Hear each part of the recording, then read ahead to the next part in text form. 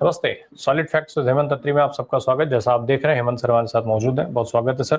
Sir आज कारगिल विजय दिवस है, देश उसको मना रहा है, सेना से लेकर के और आम आदमी तक इस दिन को जो है याद करते हैं और खास तरीके से याद किया जाता है क्योंकि ये सेना के शहीद जवानों से लेकर के और हमारे विजय तक सबके लिए उसको इस दिन को याद किया जाता है। निश्चित तौर पे वो उस तरीके के सीन सेना के अंदर भी दिख रहे हैं, जनता में भी वो उत्साह दिख रहा है। सोशल मीडिया पर आप देख सकते हैं लगातार जिस तरीके के वीडियो और ट्वीट्स आ रहे हैं।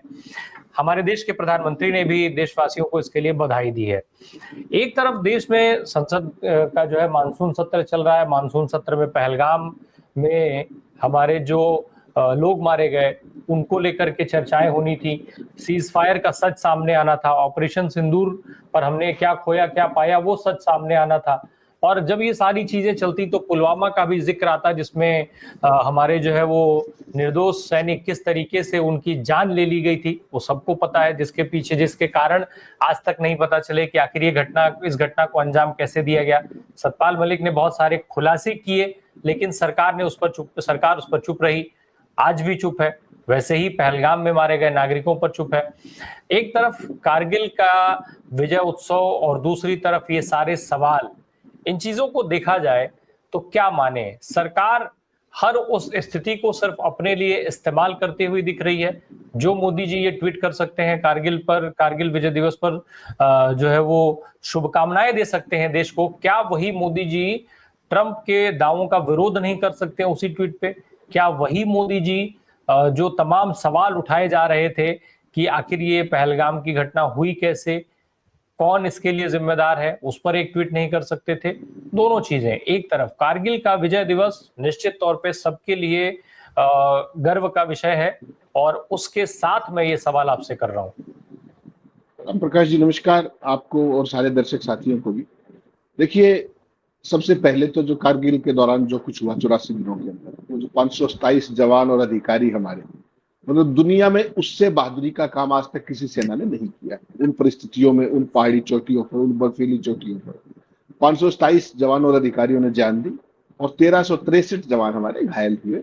लेकिन उसके बावजूद उन्होंने देश का एकता और अखंडता के लेकर किसी भी चीज की परवाह नहीं की और जिन परिस्थितियों में वो लड़े आपको पता है किस ऊंचाई पर पाकिस्तानी सैनिक थे, किस ऊंचाई पर हमारे लोग थे और बिल्कुल पॉइंट ब्लैंक एकदम खुले उस पे निशाने पे थे।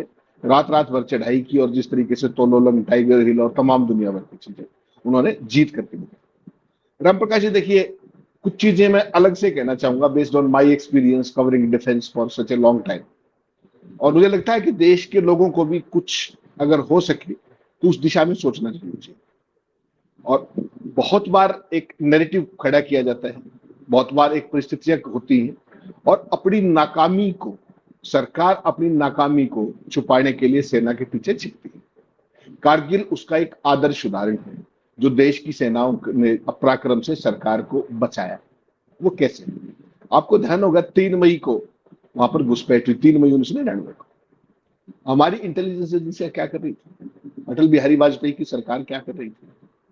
वहां पर एक चरवाहे ने आकर के सेनाओं को ये बताया, आकर के नीचे सेना को, कि पाकिस्तान के रेगुलर मिलिट्री जो कर्मचारी हैं, जो सैनिक हैं, वो वहां पर ऊपर घूम रहे। तब तो इनको पता लगा, क्योंकि आपको पता है सर्दियों में बहुत सारी पोस्ट से हमारी सेना नीचे आ जाती है जान के, और वो लगातार परंपरा थी। लेकिन उसका मतलब ये नहीं कि हम अपना गार्ड डाउन कर दें। इंटेलिजेंस एजेंसी और उनका ये फर्ज बनता था कि वो सरकार हर चीज पर निगाह रखते और पूरी परिस्थितियों को। कारगिल क्या था राम प्रकाश, इसको थोड़ा क्रिटिकल एंगल से देखिए। सरकार की नाकामी नंबर 1 के वहां पर पाकिस्तानी रेगुलर्स आए कैसे इतनी बड़ी संख्या में, पहला सवाल। उसके बाद जब वो आके जम गए तो उसकी भी जानकारी चरवाहे के जरिए मिली। तो तीसरा, हमारे सैनिकों ने अपनी जान की बाजी लगा करके इतने बड़े 527 सैनिक शहीद होना कोई मजाक की बात नहीं होती, बहुत बड़ी संख्या है। तब भी 3 जहाज गिरे थे हमारे, वो कहां ऑपरेट कर रहे थे? इतना सब होने के बावजूद भी हमने बॉर्डर तक क्रॉस नहीं की।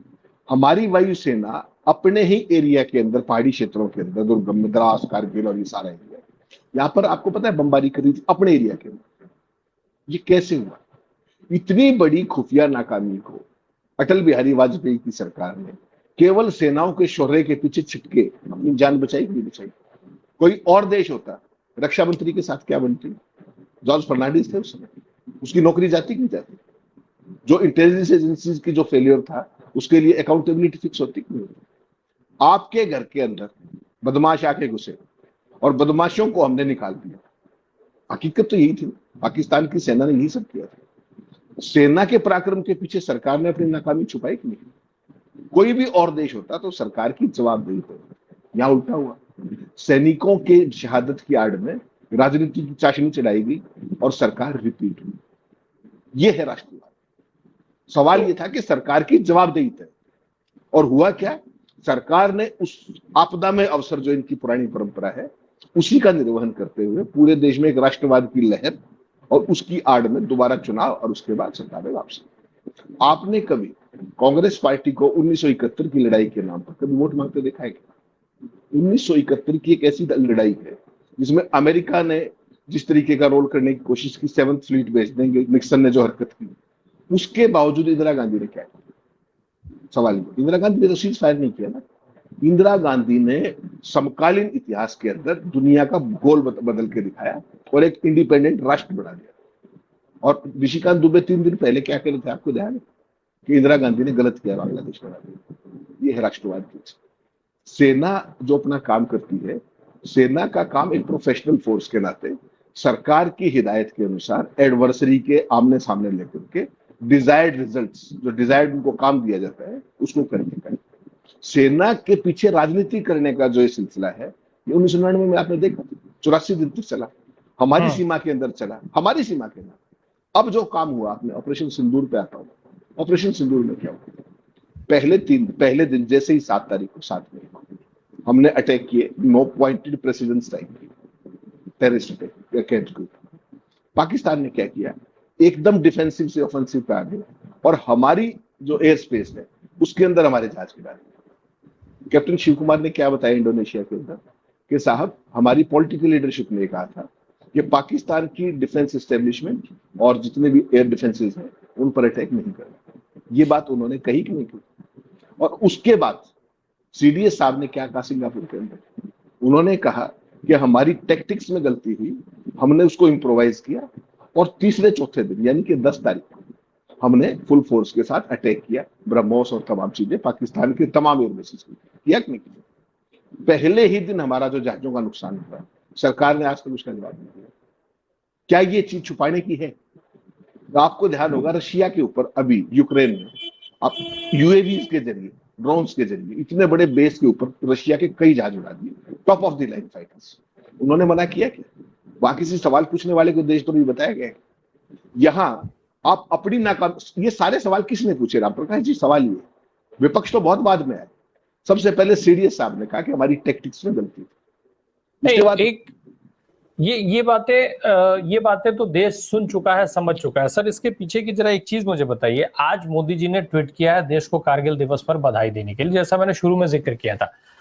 अब कहा यह जा रहा है कि भाई चीफ ऑफ आर्मी स्टाफ ने जो बात कही, अब आज आप कारगिल दिवस पर पाकिस्तान को संदेश दे रहे हैं। ये संदेश तो आप 1947 से दे रहे हैं, लेकिन उसका फायदा क्या हो रहा है? इस संदेश का क्या, इस संदेश से पाकिस्तान थर-थर कांपने लग जाता है क्या? क्या इस संदेश के बाद जम्मू कश्मीर में नागरिकों की हत्याएं बंद हो जाती हैं क्या? क्या इस संदेश के बाद पाकिस्तान से आतंकी खत्म हो जाते हैं क्या? दूसरी तरफ लगातार डंका बजाया जा रहा है, पाकिस्तान जो है वो अमेरिका को भी साध रहा है, पाकिस्तान चीन की गोद में जाकर के बैठा हुआ है और आप वहीं जाकर के बटरिंग करने चले जाते हैं। चीन लगातार एक के बाद एक आप सब जाते चले, सारे प्रमुख लोग आप जाते चले जा रहे हैं, चाहे वो एनएसए हो, चाहे वो विदेश मंत्री हो, चाहे वो रक्षा मंत्री हो, और अब मोदी जी के जाने की तैयारी हो रही है। आपने जो है 7 साल से जो वीजा बंद था, उस वीजा को आपने खोल दिया। तो ये क्या दिखा रहा है? एक तरफ पाकिस्तान लगातार हर राष्ट्रीय मंच से पैसा इकट्ठा कर ले रहा है, हर तरीके से उसको फंडिंग मिल जा रही है, और दूसरी तरफ आप जाकर के अपना पैसा खर्च करके अपना स्वागत करवाने में लगे हैं आप जो है। और अब ट्वीट करके ये बताते हैं कि सेना का जो जज्बा है, जो देश पर मर मिटने का जज्बा है, वो हर पीढ़ी को प्रेरित करता रहेगा। सर, कैसे प्रेरित करेगा? सीज फायर करवा के आप हमारी सेना को झोंक दे ले जा करके फिर अपने कदम पीछे खींच लें, उनको फ्रंट पे करके, और फिर आप कहते हैं कि युवा प्रेरित होता रहेगा। दूसरा, आपने निशिकांत दुबे का जिक्र किया, मैं एक चीज और जिक्र करके सब आपके पास आ जाऊं। सर, जिस तरीके से अभी हालात दिखाए गए, इंदिरा गांधी से कैसे तुलना की गई कि इंदिरा गांधी के बाद मोदी जी ने इतने दिन, मोदी जी जो है सबसे ज्यादा, इंदिरा गांधी का रिकॉर्ड तोड़ते हुए सबसे ज्यादा दिन प्रधानमंत्री रहने वाले वो बन गए। लगातार तुलना की गई, दिन भर उसको लेकर के ट्वीट किया गया, पूरी भाजपा उतारू हो गई ये बताने में। इंदिरा गांधी से आप तुलना कर रहे हैं, जिस इंदिरा गांधी ने पाकिस्तान के 2 टुकड़े कर दिए, आप 4 टुकड़े का दावा करते करते पीठ दिखा दिया आपने। ऐसा नहीं लगता है कि शौर्य साहस जैसी ये बातें अब अपमान होने लग गया है, अपमान करने के लिए जैसे सटायर के तौर पे यूज होने लगा हो प्रधानमंत्री जब इस तरीके की बात करते हैं? राम प्रकाश जी, ये जो कथित राष्ट्रवाद है, ये उसका एक ऑप्टिक्स है कि केवल और केवल सेना का नाम रखो। भारत के अंदर आपका कोई भी भाषण बिना पाकिस्तान का जिक्र किए पूरा नहीं होना चाहिए। पूरा कहीं भी, राजनाथ को देख लीजिए, अमित शाह को देख लीजिए, मोदी जी को देख लीजिए, डोवल को देख लीजिए, किसी को भी देख लीजिए, भारत से बाहर कभी पाकिस्तान का नाम लिया है क्या आज तक? चीन की तो छोड़ दो, आप लाल आंख दिखाना और वो सब बंद कीजिए, कोई दिक्कत नहीं। गलवान का नाम आज तक मुंह से निकला हो तो एक घटना बता दीजिए जो जून 2020 से लेकर आज तक एक बार, और क्लीन चिट और दे दी चाइना को ये कहते हुए कि ना कोई आया ना कोई घुसा। फिर 28 दौर की 30 दौर की क्या बातचीत कर रहे थे हमारी जो आर्मी कमांडर्स थे उनके साथ, हमारी जो एमईए थी वो क्या बात कर रही थी उनके साथ। तो ये सारी चीज जो है, इसको सारी दुनिया अब समझने लगी है, खासतौर पर हमारे एडवर्सरीज। और चाइना ने तो इसका इतना लाभ उठाया है, उनको पता है कि ये आदमी स्वीकार ही नहीं करेगा कि हमने इनके यहाँ ट्रांसलेशन कर लिया। कितने ऐसे पॉइंट्स हैं जो फ्रिक्शन पॉइंट आज भी कहीं है, लेकिन कहीं जिक्र नहीं होता। संसद में कोई पूछे तो ये सुरक्षा का मामला है, राजनाथ किस तरीके की बातचीत करते हैं आपने देखा, रक्षा मंत्री। सेना का नाम, राम प्रकाश जी, केवल वोट जुगाड़ने का एक जरिया है। आपने देखा कारगिल से बड़ी सैन्य नाकामी नहीं, वो क्या, सॉरी, अपने खुफिया नाकामी नहीं हो सकती। उसके बावजूद भी उसकी जवाबदेही तय होने की बजाय अटल बिहारी वाजपेयी की सरकार बढ़े हुए बहुमत से वापस आई। उस घटना को छोड़ दीजिए, पुलवामा क्या था? पुलवामा से बड़ा बिगेस्ट डिजास्टर कोई हो सकता है? वहां पर मौसम खराब था, वहां पर सैनिकों को आने जाने के लिए जिस तरीके से हमेशा से एक आर्मी का कुरियर चलता था, चार्टर्ड जहाज, उस समय सेना ने मांगा, गृह मंत्रालय ने मना कर दिया। ये स्टोरी मैंने ही की थी, आपको ध्यान हो।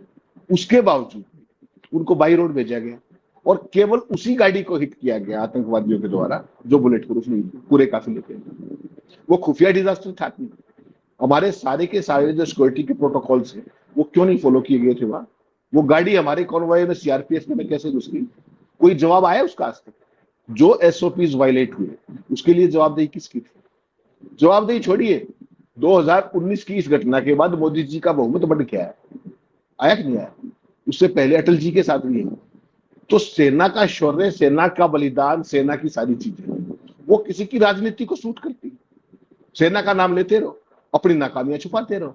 तो सेना तो इनके लिए कुशल हो गया ना कि उसके पीछे छुप जाओ। किसी भी विकसित देश के अंदर, किसी भी प्रगतिशील विचारवादी देश के अंदर अगर कारगिल जैसी घटना हो, आपको लगता है वो सरकार सत्ता में कायम रह सकती है? और या तो दोबारा सत्ता में आ गया राष्ट्रवाद ज्ञानी चला गया। पुलवामा देख लीजिए, आज तक कोई जवाब तय हुआ हो? आज तक कोई हेड्स रोल हुए? अभी पहलगांव देख लीजिए, पहलगांव के अंदर आज तक आतंकवादी पकड़े गए, वो यहाँ तो बदला भी ले चुके हैं। विजय पर्व भी मना दिया मोदी जी ने तो 21 तारीख, पाकिस्तान का ये कर दिया वो कर दिया। कभी भारत से बाहर पाकिस्तान का नाम लिया है क्या? और उस सारे सीज फायर के बाद पाकिस्तान की पोजिशनिंग देख लीजिए। अमेरिका का राष्ट्रपति पाकिस्तान के आर्मी चीफ को बुला करके लंच करा रहा है। सोच के देखिए आप, प्रोटोकॉल का अंतर देखिए। और हमारे प्रधानमंत्री जी आके बता रहे हैं कि ट्रंप ने मुझे बताया था, बुलाया था, और मैंने कहा कि मुझे तो महाप्रभु की धरती पर है, इसलिए मैं उड़ीसा आ गया। उन्होंने ये नहीं बताया कि ट्रंप ने जो 25 बार बोल दिया कि सीज फायर मैंने कराया था, उसके बारे में एक लाइन आज तक प्रधानमंत्री ने ये नहीं कही कि नहीं उसने नहीं कराया। और पाकिस्तान उनको उसके लिए क्या नाम है, नोबेल पीस प्राइज के लिए नॉमिनेट कर रहा है। तो आप देखिए पाकिस्तान और चाइना का खेल किस तरीके से इकट्ठे होकर के, ये तो किसने बताया? डिप्टी चीफ ने बताया कि हम 3 मोर्चों पर लड़ रहे थे, टर्की, पाकिस्तान और चीन। मोदी जी ने बताया क्या? संसद के अंदर आए, बाहर खड़े होकर 18 मिनट का भाषण दिया, विजय पर्व की घोषणा कर दी। तो ये विजय पर्व तो 11 को ही बता देते आप, 11 मई को, 10 मई को सीज फायर हुआ था। 10 मई को सीज फायर होता है राम प्रकाश जी। मोदी जी राष्ट्र के नाम संदेश कब देते? उस समय में क्या कर रहे थे मोदी जी? सोचना पड़ेगा आपको। इस देश के लोगों को ये समझना पड़ेगा कि सेना का जो डिफेंस अटैची है वो बता रहा है कि हमें ये कहा गया था कि पाकिस्तान की आर्मी एस्टेब्लिशमेंट अटैक नहीं करना है, और पाकिस्तान का रणनीति देखिए, उन्होंने हमारे 5 जहाज छोड़ दिए, और भारत की रणनीति देखिए, आज तक मुंह नहीं खुलता। राजनाथ जवाब दे सकते हैं ना, मोदी जी दे सकते हैं ना, और मैं आप सवाल पूछेंगे हम देशद्रोही हो जाएंगे, अभी आ जाएंगे ट्रॉल्स दुनिया भर के। तो ये नया इकोसिस्टम डेवलप करना कि राष्ट्रवाद क्या है, राष्ट्र की बात करना, राष्ट्र के हित की बात करना, सर एकता और अखंडता की बात करना। सर जिस समय देश के सदन में खड़े होकर के मोदी जी देश को ये सारा हकीकत पूरी कहानी बता सकते थे, पूरा सच देश के सामने रख सकते थे, उस समय वो कारगिल दिवस की बधाई विदेश की धरती से दे रहे हैं। क्या उम्मीद की जाएगी उनसे? नहीं, मोदी जी देखिए इस मामले में मोदी जी इसमें कुछ नहीं करते, उनका एक पूरी टीम है जो इन सारी ऑप्टिक्स गिमिक्स, बहुत प्रोफेशनल लोग, हर चीज का नैरेटिव को कैसे पेडल करना है, आईटी सेल उसको कैसे ऑपरेट करेगी, वो सारी गाड़ी चलेगी। आप सोचिए कि दुनिया की जो सबसे बड़ी समकालीन इतिहास की विक्ट्री है, क्लियर विक्ट्री है, बांग्लादेश विजय, बांग्लादेश का अलग से वो करना, उस पर मोदी जी का सबसे प्रिय जो उनका पीआरओ है निशिकांत दुबे, वो कह रहा है कि बांग्लादेश ही गलत बनाया था। इन लोगों की सोच देखिए, और फिर इंदिरा गांधी से तुलना करते हैं मोदी जी की, क्या कह करके। कल आपने वो देखा होगा सारा कि किस तरीके से क्या बताया कल सारा दिन, कि इंदिरा गांधी 4070 दिन तक प्रधानमंत्री रही थी और मोदी जी को 4078 दिन मिले, और दोनों के साथ साथ वो लगा रखे। तुरंत दूसरे लोग आ गए, उन्होंने कहा कि इंदिरा गांधी से आप क्या तुलना करोगे, इंदिरा गांधी तो निक्सन के साथ ये किया था, आप तो ट्रंप के सामने सुन के आ जाते। इंदिरा गांधी ने जो निक्सन के साथ किया था कि आप 7वां 17वां बेड़ा भेज दीजिए, कोई बात नहीं, देख लेंगे, हिला नहीं बेड़ा, उससे पहले बांग्लादेश बन गया था। आज विश्वगुरु 56 इंची ग्लोबल लीडर, थाका मेसी, डिप्लोमेसी, हगलो मेसी, उस सब के अनडिस्प्यूटेड चैंपियन, ट्रंप का एक जवाब नहीं दे पाते। उनके सामने भारत को टैरिफ का टेररिज्म फैलाने का आरोप लगता है, उनके सामने ब्रिक्स के घुटनों फैलाने की बात की जाती है, उसके बावजूद भी तुलना इंदिरा गांधी से करेगी। और जवाब देने का वक्त आएगा, आई प्रॉमिस यू कि मोदी जी कभी जवाब नहीं देंगे, ऑपरेशन सिंदूर का कभी जवाब नहीं देंगे, सीज फायर कैसे वैसा कभी जवाब लेके दिखा दीजिएगा, मोदी जी के मुंह से दिलवा दीजिएगा, मैं मान जाऊंगा। आप कभी नहीं बोलेंगे, वो संसद के बाहर खड़े होकर बता दिया विजय पर्व का उत्सव है, तो 11 मई को बताते हैं ना विजय पर्व। जब 10 मई को जब ये हुआ था, सिर्फ एक सवाल बता दीजिए कि ट्रंप ने कैसे घोषणा की, केवल ये जवाब दे मोदी जी, और छोड़ दीजिए सारी बात। वो आतंकवादी अब तक कहाँ है जिन्होंने पहलगांव में हमारे निर्दोष लोगों को मारा, केवल इसका जवाब दे दीजिए। वहां पर आर्मी क्यों नहीं थी, वहां पर सिक्योरिटी बल क्यों नहीं थे, इसका जवाब दे दीजिए। वो खुफिया लैब्स, उसके लिए क्या जिम्मेदारी ली मोदी जी ने, इसका जवाब दे दीजिए। रक्षा मंत्री आज भी अपनी कुर्सी पर कैसे, इसका जवाब दे दीजिए। सवाल है, क्या इनके जवाब आएंगे? कभी नहीं आएंगे, बी रेस्ट एश्योर्ड। अब कल देखिएगा आप, जब हाउस में परसों शुरू होगा, राजनाथ सिंह खड़े होंगे, भाई एक भी मेरिट पे अगर कोई फैक्ट मारा जाए, उससे ज्यादा फैक्ट्स तो आर्मी के तीनों लोगों ने बता दिए। चीफ ऑफ डिफेंस स्टाफ ने बताया, डिफेंस अटैची ने बताया, डिप्टी चीफ ने बताया। आज भी आर्मी चीफ जब वहां थे द्रास के अंदर और वार मेमोरियल पे भाषण दे रहे थे, उन्होंने क्या कहा कि पाकिस्तान की हर कार्रवाई का माकूल जवाब दिया जाए। ये मेरा सवाल ये कि जवाब कब नहीं दिया गया? जवाब तो सदा से दिया गया था, इसमें नया क्या है? फिर उन्होंने एक नई फोर्स बनाने की बात की, एक ऑल वेपन ब्रिगेड बनाने की बात की, सारी बात। लेकिन सवाल यह है कि राजनीति कब बाज आएगी, अपनी जिम्मेदारियों को समझेगी, उस पर राजनीति करना बंद करके देश की सोचेगी। Kargil was a disaster, you have to understand this. आपके घर में चोर घुस गए, आपकी सुरक्षा कहां थी, आपकी खुफिया जांच कहां थी? वो तो सैनिकों ने, जो सैनिक भारत के थे, जिन्होंने इतनी ऊंची चोटियों पर उस दुरूह मौसम में अपनी जान की बाजी लगाकर देश किया, वो बचाया। भाजपा का क्या था उसमें? भाजपा का तो डिजास्टर था। बताइए, आप इसका जवाब दीजिए। रक्षा मंत्री जॉर्ज फर्नांडिस क्या कर रहे थे, खुफिया एजेंसियां क्या कर रही थी? पुलवामा का जवाब बता दीजिए, पहलगांव का बता दीजिए, और फिर 56 जी। भाई नुकसान क्यों हुआ अमेरिका के अंदर? Ram Prakash ji, you have to understand, एक 9/11 हुआ, हमसे तो बहुत बड़ा आबादी एरिया का देश है, हमसे 5 गुना बड़ा है अमेरिका। वहां पर 9/11 के बाद कोई अटैक हुआ क्या? Terrorist attack. 56 इंची प्रधानमंत्री को 11 साल से ऊपर हो गए, वो लोग 350 किलोमीटर अंदर आते हैं, लोगों को मारते हैं और आज तक नहीं पकड़े जाते हैं। इसका जवाब है मोदी जी के पास? तो ये एक चीज बताएं सर, एक चीज जरा मैं समझ लूं। मोदी जी, अभी आपने जिक्र किया जिस तरीके से विदेशी दौरे पर गए, और अभी वीडियो भी लगातार उनकी वायरल हो रही है कि कैसे वो जबरदस्ती हाथ मिला रहे हैं, कैसे जबरदस्ती गले पड़ते हैं, और अंग्रेजी तो खैर माशाअल्लाह उन्होंने अंग्रेजी में क्या बोला वो सामने वाला भाई समझा कितना, वो सबको पता है। देश के लोग लगातार वीडियो कान पे लगा लगा सुन रहे हैं कि भाई क्या बोल रहा है हमारा प्रधानमंत्री, क्या बोल रहा है हमारा प्रधानमंत्री। किसको समझ में आया है? अगर किसी को समझ में आया होता तो ये पक्का था कि अब तक सोशल मीडिया पे तैर रहा होता कि मोदी जी ने असल में बोला क्या है। और मैं ये भी शायद गारंटी के साथ कह सकता हूँ कि मोदी जी ने खुद क्या बोला ये मोदी जी को भी नहीं पता होगा, मोदी जी भी बता नहीं पाएंगे, दोबारा पूछा जाएगा कि उन्होंने क्या बोला है। क्योंकि खैर सर, ये वीडियो जिस तरीके से ऐसे गले पड़ के हाथ मिला करके और फिर इन वीडियो को जारी करवा करके सेना का नाम लेकर के जिस तरीके से, क्या ये सब सारी चीजें सिर्फ आड़ की जाती हैं कि जनता को कैसे बेवकूफ बनाया जाए? सेना का नाम लेकर के भारत के जनता को इमोशनल फूल बनाया जा रहा है और जनता हर बार बन भी रही है। इससे भी आगे की बात है, उस पर राजनीति की जा रही है। क्या पहला वोट देश के फर्स्ट टाइम वोटर्स पहलगांव के सैनिक, उसको क्या नाम है, पुलवामा के सैनिकों के नाम हो सकता है क्या? शहादत पर वोट। एक बार जरा चुनाव का कोड ऑफ कंडक्ट पढ़ लीजिए, आपको पता लग जाएगा। इस पे वोट मांगने पे मोदी जी को नोटिस देने की जब बात हुई, अशोक लवासा को, चुनाव आयोग से क्या स्थिति बनी आपको पता है। इस बात पूरे परिवार का जो हाल किया गया, उपराष्ट्रपति धनखड़ के साथ तो जो हुआ तो और भी बुरा है, अशोक लवासा साहब के पूरे परिवार का जिस तरीके से harassment, nobody was paid. How? जायज बात है, कोड ऑफ कंडक्ट में लिखा हुआ है धर्म के आधार पर, सेना के आधार पर राजनीति नहीं की जाएगी।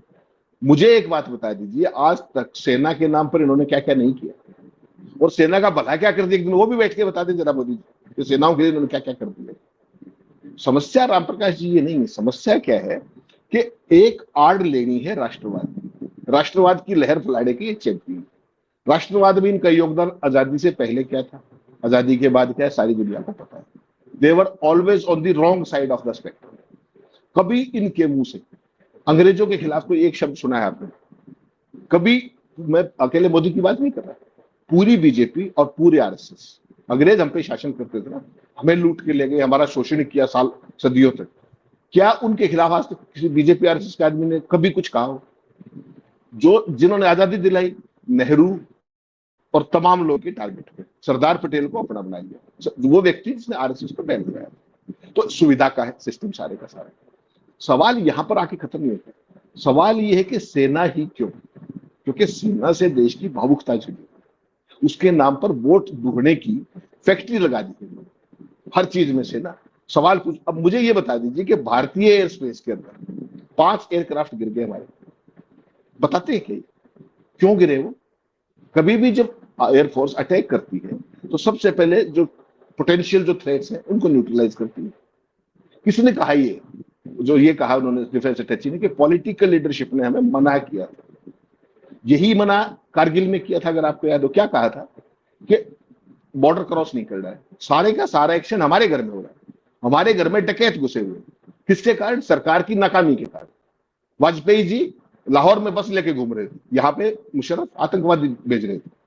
क्या नाकामी थी? उसके बावजूद देश के अंदर नैरेटिव राष्ट्रवाद का खड़ा करके उस नाकामी में भी सरकार बड़े बहुमत से आई।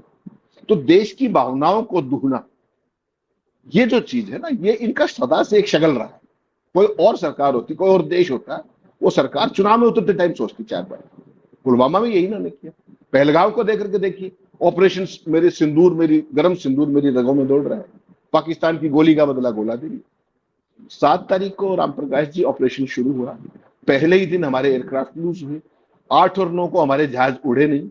फिर हमने अपनी स्ट्रेटेजी बदली और फिर पाकिस्तान को 10 तारीख को सुबह ठोका, 12 बजे तक लगातार ठोका अपने मिसाइलों के जरिए साजिश। 12 बजे, और सेना की तैयारी शाम को फिर थी 10 तारीख। और जब पूरी तैयारी हो गई, aircraft were about to be airborne, एन वक्त पे 5:33 पे ट्रंप ट्वीट कर देते हैं, फिर पाकिस्तान कह देता है, फिर भारत सीज फायर कर देता है। किन परिस्थितियों में किया? तुलना इंदिरा गांधी से कर रहे हो, इंदिरा गांधी ने तो कभी सीज फायर नहीं किया।